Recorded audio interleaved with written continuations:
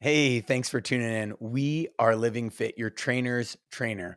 We not only have education courses for trainers to upgrade their game, but we have full-on follow-along programs, workouts, exercise breakdowns, nutrition plans, and fitness equipment for you to reach your fitness goals. Now, enjoy the show. What's going on, everybody? Master Coach and Education Director Aaron Guyette here on the LivingFit Show, and I have the absolute pleasure and honor to have Austin Johnson. And Austin Johnson, there's multiple syllables going on with his title, but he is the National Personal Training Manager. And I had to practice that 1,000 times before I hopped on this show to make sure I got it right. Austin, I will say, I freaking love chatting it up with you because you are so authentic and real. Every single time you just lay it down and say it like it is. Thanks so much for hopping on the show. Yeah, man, I appreciate it, Aaron. I'm glad to be here.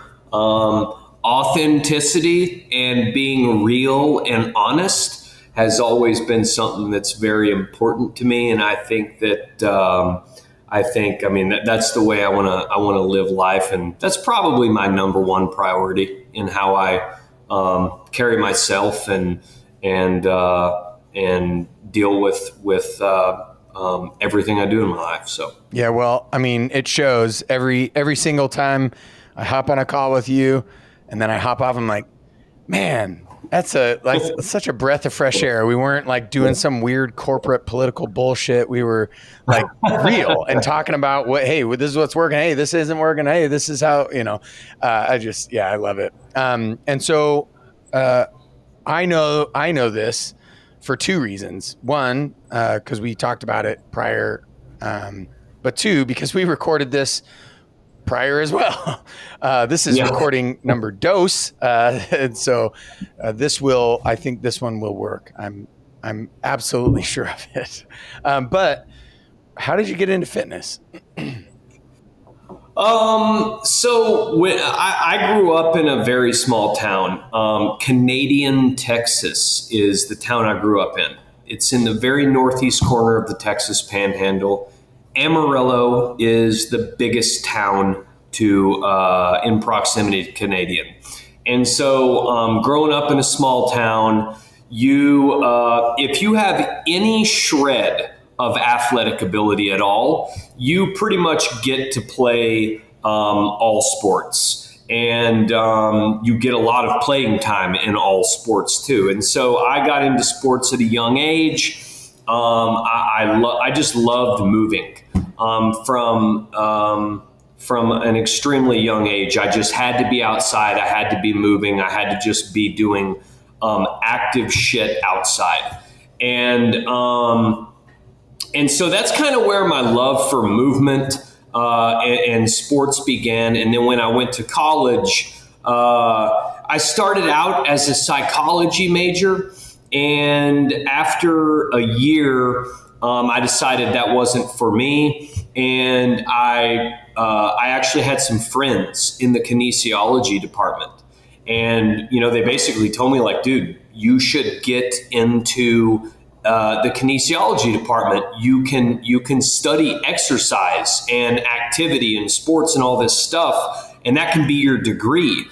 And as crazy as it might sound, I did not even know that was a degree option at that point. And so that blew my mind, because I thought I can get a degree in exercise and I can just do that for the rest of my life. That is the most insane shit I've ever heard, but I'm definitely doing that. And so I got into exercise science department. And when I went to college, I played intramural sports and stuff, but then that's when I really got into the gym and started loving like the actual process of working out and lifting and improving my fitness. And so, that paired with the whole study of exercise science and changing my major, that's kind of where it all came from.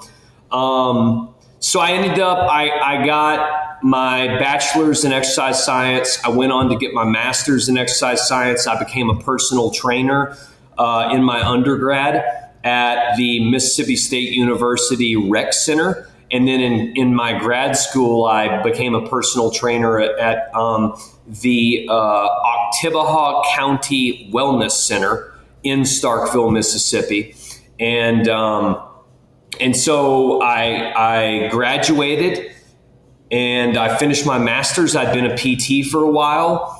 And when I finished, I thought, my whole plan was to actually get into clinical exercise physiology, because that was technically my degree. So like cardiac pulmonary rehab, be an exercise physiologist. And so when I finished school, I began looking for jobs, and it was kind of during the recession, and those didn't really exist. And I had moved back to Texas. I was working in the Texas oil field, living with my mom and dad, like all the other graduates at that time. And I did not like the oil field, so I had to get the hell out of there as fast as I could. And so I said, well, I'm just going to go back to being a personal trainer for now, and until I find, an exercise physiologist job. So I applied to Gold's Gym in Austin, Texas, and I got an interview within like an hour of applying. I went down to Austin. I did 2 or 3 interviews, and they hired me on. And that was in 2012, and I've been with Gold's Gym ever since. And I'm just so thankful for Gold's Gym, the company. I'm thankful for there's a guy named Clint Rayner who's actually still a district manager for us, and he is the general manager that hired me way back when I became a PT at Gold's. So I'm thankful for him, and I'm just thankful for all of the opportunity I've been given. So that's the long story of how Austin Johnson got into fitness. No, I love it. I want the long story long. I don't want the long story short. And also, you and I hold some pretty roughneck style mustaches, even though we are in fitness. That's right. But we could jump right into the Texas oil field. Exactly. Do that thing. But I'm like you. I'm like, and I do a fair bit of construction or whatever, but I don't want it to be my lifeblood. It's like, that'll beat you up and tear you down and all those things. Whereas fitness could too, I guess, if you're doing it wrong, but yeah, my dad, when I was ever since I was little, and your parents probably told you the same type of thing. But the whole adage of, if you're doing something you love, you'll never work a day in your life. And my dad told me that, and my siblings, ever since we were little. The main message that he brought to the table for us and basically beat to death the whole time we were growing up was, do something you love. If you want to be happy in life, you have to find some kind of job that you love. And you might not make a lot of money in the beginning, but if you work your ass off and you pursue that thing you love, you're going to be very successful, and then work won't feel like work anyway.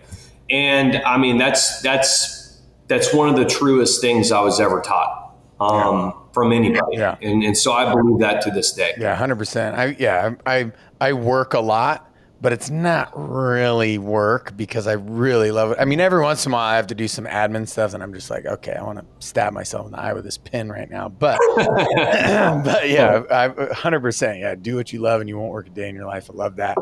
And I got to make sure I make that a mainstay in our household too. So our kids understand that as well. Also, hard work is good, but the cool part is with fitness, like you're guaranteed hard work if you do any bit of fitness. So, but going a different route, do you play any, like obviously you had some shred of talent and you were playing all the sports and getting all the play time. So I'm sure you enjoyed that. Otherwise you probably would have stopped or quit or whatever. Do you play any sports now? Do you do any recreational stuff, or are you like myself and fitness is part of your recreation?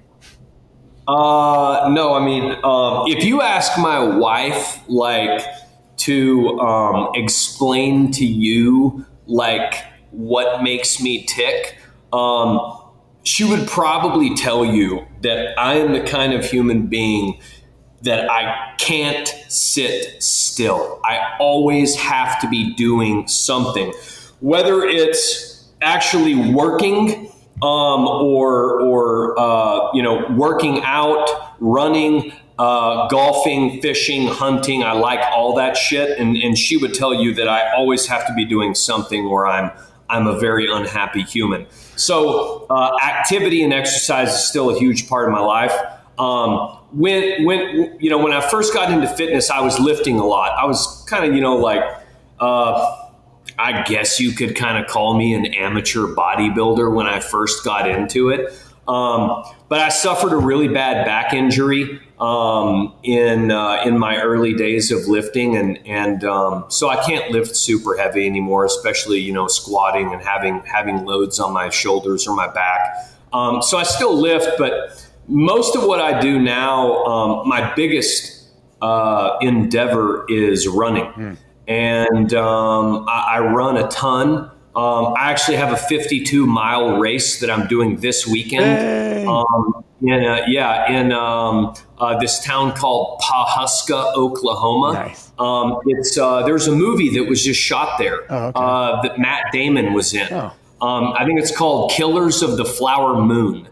And it was shot, part of it was shot at this state park where I'm running this race. But anyway, running is my biggest love now. Ultra distance running is my biggest love now. So I spend a lot of time on my 2 feet moving forward. But as far as organized sports go, I don't really do any organized sports anymore.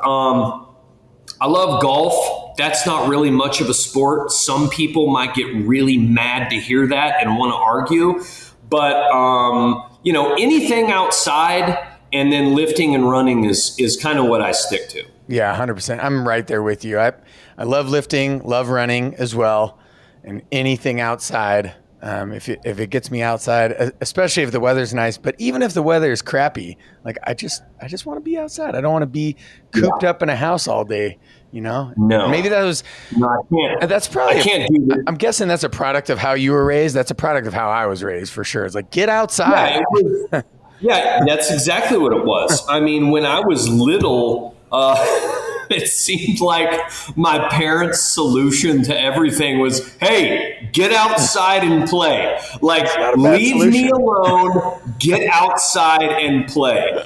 And so that's probably where that comes from. And honestly, like, I cannot show them enough gratitude for making me get the hell outside and play when I was little. Yeah. So absolutely. Yeah. If there's anything that any of the listeners can learn from this interview, from this show, get outside and play. If you're an adult, get outside and play. If you're a kid or if you have kids, get them outside and play. Yeah. 100%. Absolutely. Yeah. Well, so I get the grand pleasure. I've already had the great pleasure of teaching some coursework for Golds.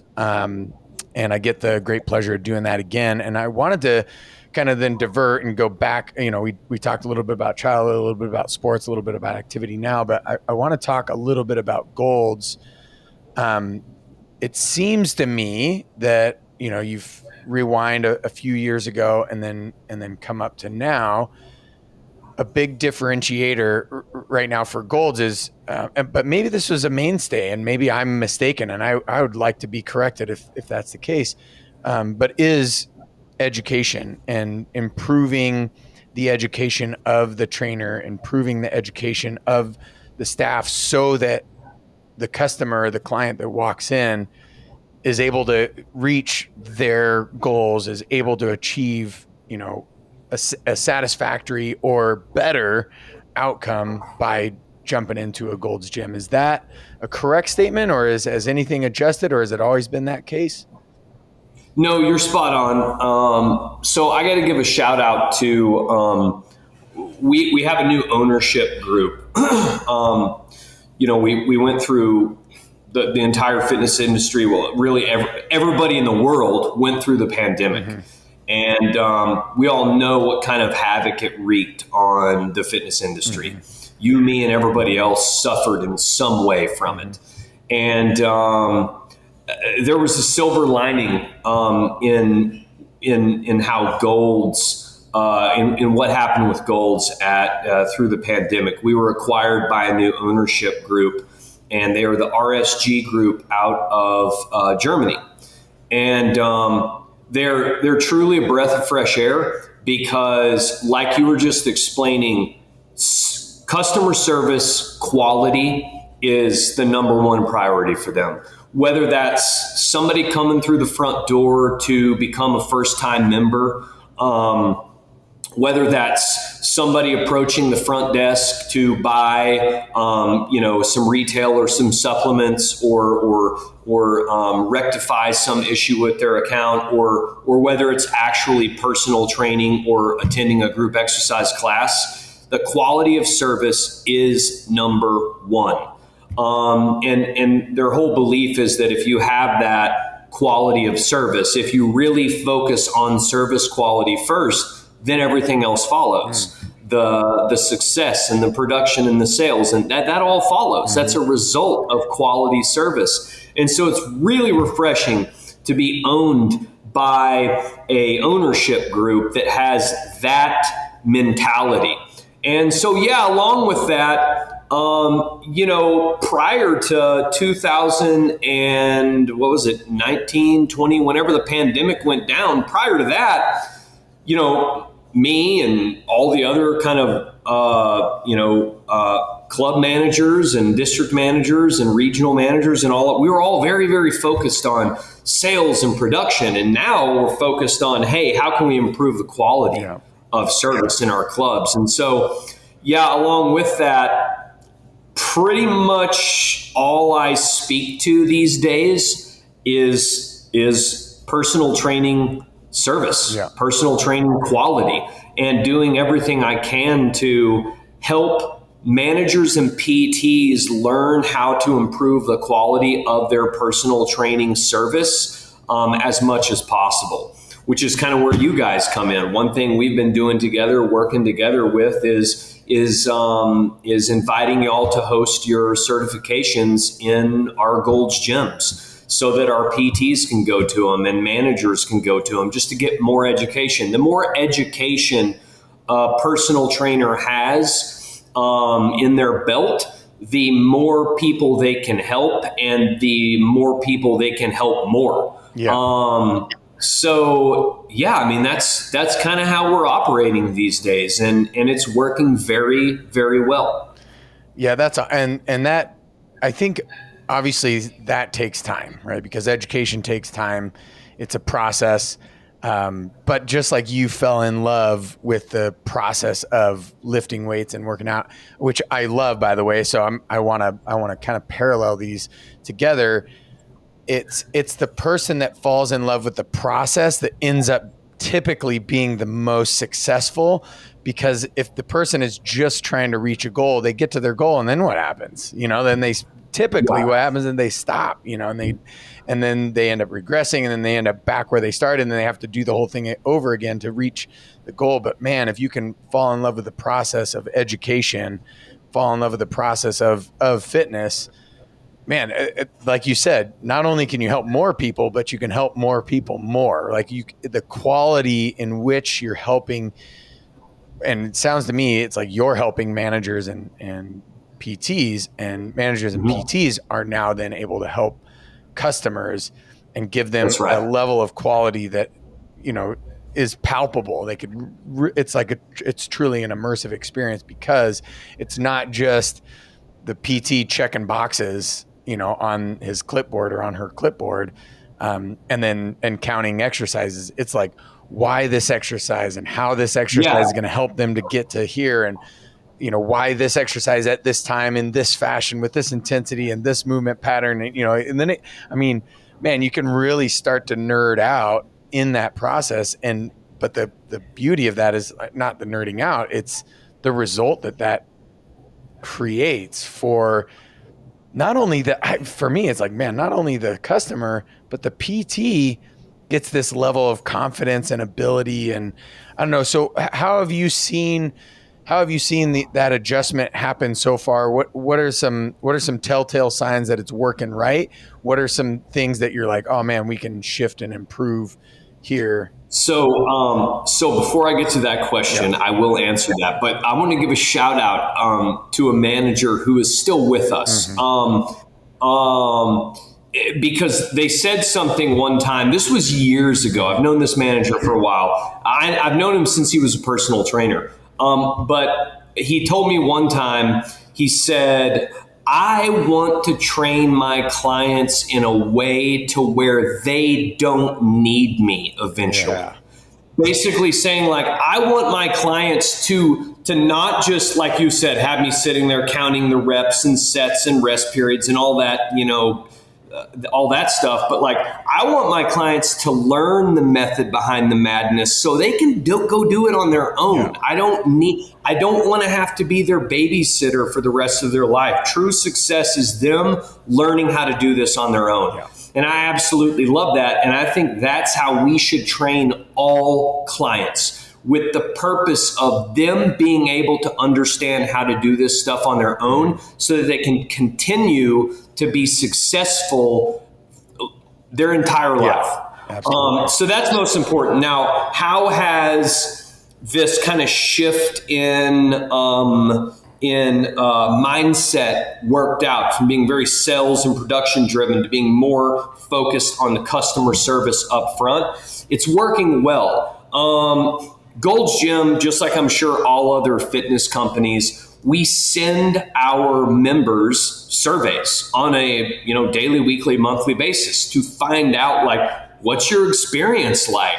And we give them, a bunch of it is like checking yes or no or whatever. But then a bunch of it is like, we'll actually give them a large space to give us any and all feedback they want to actually type out themselves. And so I read through those. Every Monday, I'll spend every Tuesday, I'll spend at least an hour, if not more, reading through all of those surveys from the last week and reading that part where the member is able to give a candid response on their experience. Because I'm reading through them, because I'm going to take the positive ones, and I'm going to put them into a slide deck that I cover at 2 p.m. on Tuesdays with our entire management team in the company. That's how I start those off, with the positive survey feedback. And so I would say it's going pretty well, because as time goes on, I'm seeing more and more and more direct member feedback that's actually singling out specific team members at specific clubs who are doing a fabulous job with customer service, whether it be a front desk person or a manager or a personal trainer or a housekeeper. They're all getting lots of good feedback. So I would say it's going well. Yeah, that's awesome. It's good when you can quantify the qualitative metrics, right? Because it is hard to quantify, like the reason why the overhead swing or whatever, the American swing or whatever you call it in CrossFit became a thing, is because you could actually quantify it because it was directly overhead. Whereas, well, how do you quantify the other one? Is it shoulder height? Is it, and so it's like, so there's this beauty when you can take something that is seemingly intangible and put some actual concrete evidence that it's working, like candid stories. It's like, hey, these have gone up and these have gotten better, or you're both and, right? That's rad. And so would you say, like, when a PT comes in, they have to have a certain level of education. Is there some sort of quantification there? Is there some sort of certain amount of education? It's like, hey, once you're in, we want to get you to X level, and X level means, I don't know, whatever. For anybody out there who's wanting to become a PT, who's wanting to get their foot in the door, you got to get a CPT. I mean, if you want people out there to take you seriously about coming aboard as a PT at whatever club you're applying to or whatever, you need to get a certified personal training certificate. And there's plenty of options out there on those.